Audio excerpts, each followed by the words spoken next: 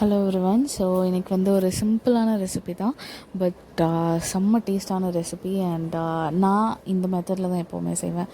அவ்வளோ டேஸ்ட்டாக இருக்கும். So like what to say, இது ரொம்ப டேஸ்ட்டாக இருக்கும். அவ்வளோ க்ரீமியாக இருக்கும், அவ்வளோ ஃப்ரெஷ்ஷாக இருக்கும். லைக் ஒரு ஒரு 5 ஸ்டார் ஹோட்டலில் சாப்பிட்ற அளவுக்கு ஒரு ஃபீல் கிடைக்கும் இந்த பால் பாயசமில். ஸோ ரொம்ப சிம்பிளான இன்க்ரீடியன்ஸ் தான்.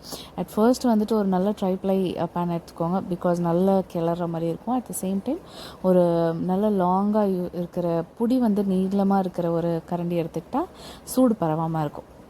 ஸோ அதனால் ஏன்னா இதுக்கு நம்ம கிளறிட்டே இருக்கணும், பிகாஸ் அந்த பால் ஆடை கட்டுச்சு அப்படின்னாக்கா நம்ம வந்துட்டு அது அவ்வளோவா நல்லா இருக்காது. அட் த சேம் டைம் வந்துட்டு மில்க் மேடும் போடுறதுனால வந்துட்டு சீக்கிரமாக கட்டிடும். ஸோ அதுக்கு வந்துட்டு கிண்டிகிட்டே இருக்கணும்.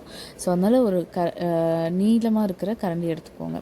ஸோ ஃபஸ்ட்டு கீ போட்டுட்டு நல்ல முந்திரி வந்து நல்லா ரோஸ்ட் பண்ணிவிடுங்க. நான் திராட்சை வந்துட்டு ரோஸ்ட் பண்ணி போட மாட்டேன், ஏன்னா அது கொஞ்சம் ஒரு மாதிரி உப்பி வந்துடும். ஸோ அதனால் வந்துட்டு ஃபைனலாக தான் வந்துட்டு நான் ஆட் பண்ணுவேன், அப்படியே ராவாக தான் நான் ஆட் பண்ணுவேன். ஸோ நல்ல முந்திரியை வந்துட்டு ரோஸ்ட் பண்ணிவிட்டு அதை தனியாக எடுத்து வச்சுக்கோங்க.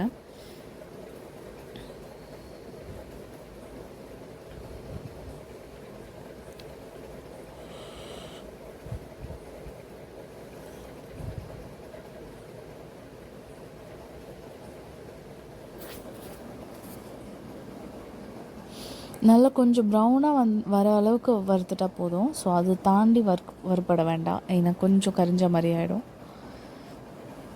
கசக்கும் அந்த மாதிரி ஆகிடுச்சுன்னா.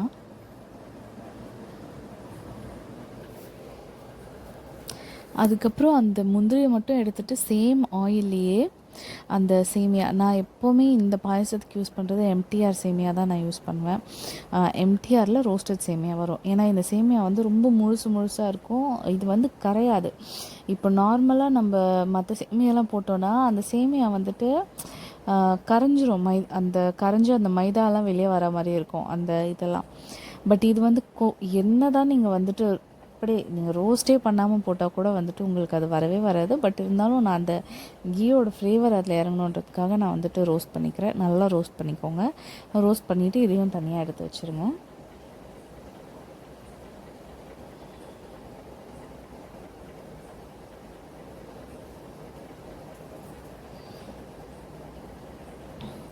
இப்போது தனியாக எடுத்து வச்சுட்டு இது கூட வந்துட்டு ஜவ்வரிசி போட்டு கொஞ்சம் அப்படி ஒரு 2 வாட்டு வாட்டினதுமே அதில் வந்துட்டு தண்ணி ஊற்றி இது நல்லா வேகட்டும்.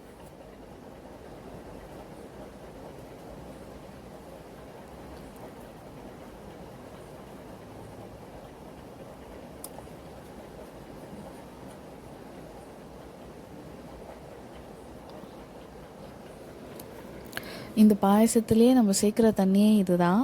ப்ளஸ் தண்ணி ரொம்ப இருக்க வேண்டாம், கொஞ்சம் ஏன்னா திக்காக வேணுன்றதுனால தண்ணி நிறைய போட வேண்டாம். இதில் வந்துட்டு நம்ம இஃப் சப்போஸ் உங்களுக்கு இந்த தண்ணி கூட வேண்டாம் அப்படின்னா நீங்கள் செப்பரேட்டாக வந்துட்டு ஜவ்வரிசி பாயில் பண்ணி கூட நீங்கள் ஆட் பண்ணிக்கலாம்.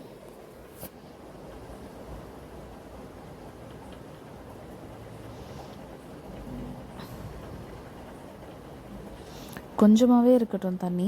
ஸோ இந்த தண்ணியில் வந்துட்டு நீங்கள் சர்க்கரை சேர்த்துக்கோங்க. சர்க்கரை வந்துட்டு எனக்கு எப்போவுமே இதில் வந்து சர்க்கரை நீங்கள் சேர்க்கும்போது பார்த்து சேர்க்கணும், ஏன்னா மில்க் மேட் ஆட் பண்ணுறோம். மில்க் மேடுமே ஸ்வீட்டு தான். ஸோ நீங்கள் வந்துட்டு ஓவர் சுகர் ஆகாமல் நீங்கள் அதை பார்த்துக்கிட்டிங்கன்னா நல்லாயிருக்கும். ஸோ அதனால் வந்துட்டு அதுக்கேற்றாப்புல நீங்கள் வந்து சர்க்கரை போடுங்க. நான் வந்துட்டு ஒரு கப் சர்க்கரை ஆட் பண்ணியிருக்கேன்.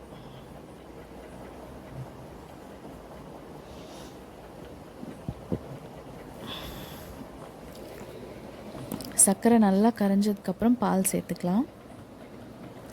பால் வந்துட்டு இப்போது ஏன் இந்த ப்ராசஸ் அப்படின்னா, இப்போது இன்கேஸ் நீங்கள் வந்துட்டு ஜவ்வரிசி வந்து நீங்கள் தனியாக சமைச்சு வச்சுட்டிங்க, ஒரு தனியாக வேக வச்சுட்டிங்க, பாயில் பண்ணிட்டீங்க அப்படின்னா நீங்கள் பாலை டைரெக்டாக கொதிக்க வச்சுட்டு அதுக்கப்புறம் பால் கொதித்ததும் ஜவ்வரிசியும் சர்க்கரையும் அதில் சேர்த்துக்கலாம். பட் நம்ம வந்துட்டு ஃபஸ்ட்டே வந்து வறுத்துட்டோம் எல்லா ஐட்டம்ஸும். ஸோ அதே பாத்திரத்தில் செய்கிறதுனால டைரெக்டாக பால் ஆட் பண்ணால் பால் வந்து திரிஞ்சு போக பாசிபிலிட்டிஸ் இருக்குது. ஸோ அதனால தான் வந்துட்டு நான் இதை ஆட் பண்ண சொல்லி, தண்ணி போட்டுட்டு நீங்கள் ஆட் பண்ணுற தண்ணி கொதிக்கிற தண்ணியில் பால் ஆட் பண்ணுறது வந்துட்டு would be a better option.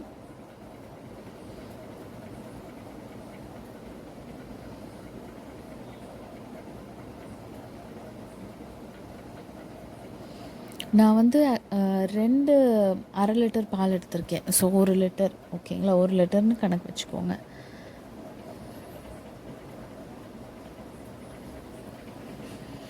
Delight பால் தான் யூஸ் பண்ணுறேன். டிலைட் அந்த பர்பிள் கலர் ஃப்ளேவர் வருது.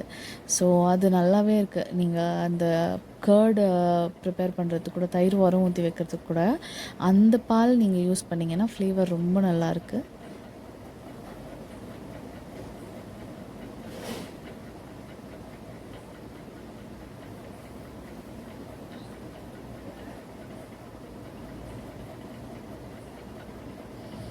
பால் நல்லா கொதித்து வந்ததுக்கப்புறம் நம்ம ரோஸ்ட் பண்ணி வச்சுருக்க சேமியா ஆட் பண்ணிக்கோங்க.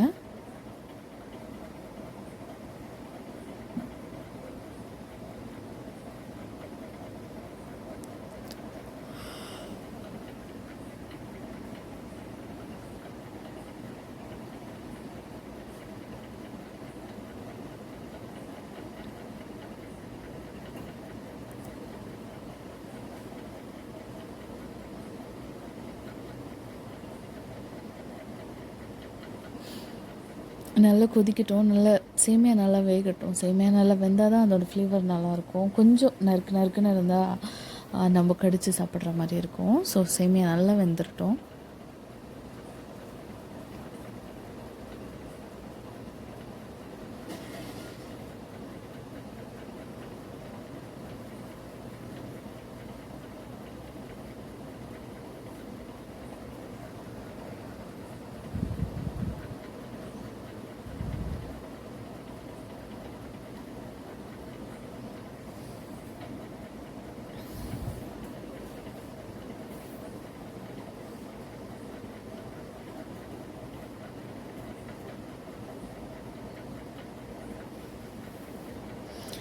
சேமியா நல்லா வெந்ததுக்கப்புறம் மில்க் மெய்ட் நான் ஆட் பண்ணுறேன். ஸோ மில்க் மெய்ட் வந்துட்டு மில்கி மிஸ்ட்டோட மில்க் மெய்ட் ஆட் பண்ணுறேன்.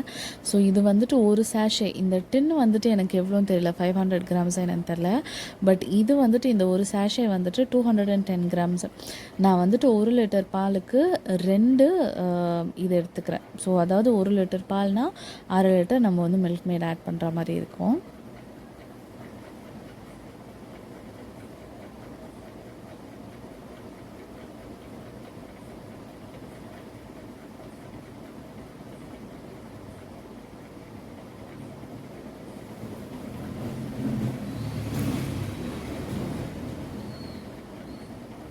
இதுக்குமே நேச்சுரலாகவே கொஞ்சம் ஸ்வீட்னர் இருக்கும். ஸோ அதனால தான் நான் வந்துட்டு, ஏன்னா இது நம்ம 1 லிட்டர் பாலுக்கு 1/2 லிட்டர் நம்ம யூஸ் பண்ணுறோம். ஸோ நீங்கள் வந்து சர்க்கரை அதனால தான் வந்துட்டு முன்னாடியே பார்த்து யூஸ் பண்ணுங்கள் அப்படின்னு சொல்கிறது. இல்லைன்னா நீங்கள் ஃபைனலாக கூட இது எல்லாமே சேர்த்துட்டு, இன்கேஸ் அளவு தெரியல அப்படின்னா நீங்கள் வந்துட்டு ஃபைனலாக கூட இதை நீங்கள் மில்க் மெய்டெல்லாம் ஆட் பண்ணதுக்கப்புறமா நீங்கள் வந்துட்டு டேஸ்ட் பார்த்துட்டு சுகர் உங்களோட டேஸ்ட்டுக்கு ஏற்றாப்புல நீங்கள் ஆட் பண்ணிக்கலாம்.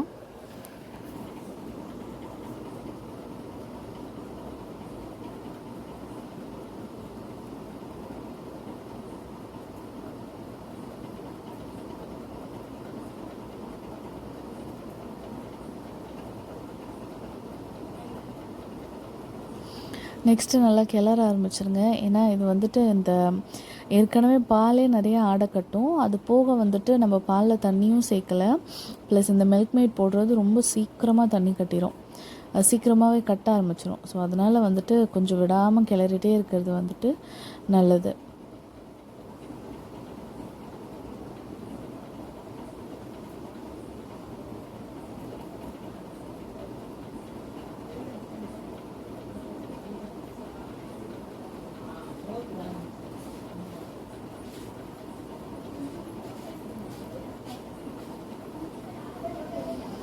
அடுத்து அந்த முந்திரி ஆட் பண்ணிடுங்க. நான் ரோஸ்ட் பண்ணி வச்சுருக்க முந்திரி. மேக்ஸிமம் எனக்கு வந்துட்டு ரைசன்ஸ் வந்து நான் பொங்கல் பண்ணால் போடுவேன். அப்பார்ட் ஃப்ரம் தட் இல்லைன்னா நான் வந்துட்டு மேக்ஸிமம் இது வெறும் அந்த முந்திரியோட அந்த ரோஸ்டட் ஃபீலிங்கே நல்லாயிருக்கும். இதில் நீங்கள் திராட்சையெல்லாம் போட்டு டேஸ்ட்டை கெடுக்க வேண்டாம் ஆக்சுவலி. ஸோ பிளெயின் முந்திரி அண்ட் இந்த ப்ளஸ் நம்ம சேமியா ஜவ்வரிசி எல்லாமே ஆட் பண்ணியிருக்கோம். ஸோ அதனால் வந்துட்டு சாப்பிடும்போது அந்த க்ரன்ச்சினஸ்க்கு அது போதும். இது வந்து என்னோட ஒப்பீனியன். ஸோ சப்போஸ் உங்களுக்கு வேணும்னா நீங்கள் ஆட் பண்ணிக்கலாம். ஸோ இட் டிபெண்ட்ஸ் அப்பான் குக்கிங்ன்றது வந்துட்டு நம்மளோட விருப்பத்துக்கு ஏற்றாப்புல ஒரு ஆல்ஸ் நம்மளோட ஸ்டைலுக்கு ஏற்றாப்புல என்ன தான் வீடியோஸில் நாங்கள் ஒரு இன்ஸ்ட்ரக்ஷன்ஸ் கொடுத்தாலுமே இட் இஸ் லைக் இது வந்து நாங்கள் கொடுக்குற இந்த இன்ஸ்ட்ரக்ஷன்ஸே வந்துட்டு நாங்கள் எங்கள் வீட்டில் எப்படி சமைப்போம், நாங்கள் நம்ம வீட்டில் எப்படி சமைப்போம். ஏன்னா நமக்கு ஏற்றாப்புல ஒரு டேஸ்ட் ஒன்று இருக்கும். ஸோ அந்த டேஸ்ட்டுக்கு நாங்கள் அதில் டெரைவ் பண்ணி அந்த ஃப்ளேவரில் எடுத்துகிட்டு வந்து அதை நாங்கள் இது பண்ணுறோம். அது நல்லா இருக்கிறதுனால we wanted to share it with others. So அது மாதிரி தான். ஸோ வந்துட்டு இதில் வந்துட்டு ஜஸ்ட் ஒரு ஐடியா, லைக் ஒரு குக்கிங் வந்துட்டு ஒரு குக்கிங் ஐடியாஸ் இது.